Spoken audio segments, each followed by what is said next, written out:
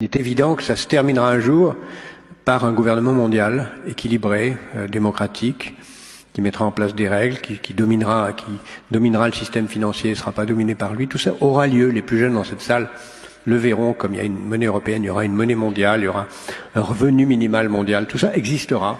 À mon sens, l'humanité va se diviser en trois catégories.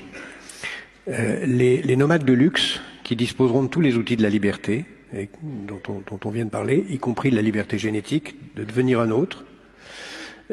Ceux-là, ils vont être peut-être 100 à 150 millions, ils auront tous les moyens du mouvement absolu, déraciné, libre, mais la liberté, le déracinement sera un luxe et non pas une souffrance. À l'autre bout, il y aura 5 à 6 milliards de nomades de misère qui seront obligés de bouger de la campagne à la ville, d'une ville à l'autre, simplement pour trouver à manger. Et au milieu, il y aura une catégorie centrale, une sorte de classe moyenne, qui vivra dans l'espérance illusoire de rejoindre les nomades de luxe et dans la terreur réelle de basculer dans l'infranomadisme.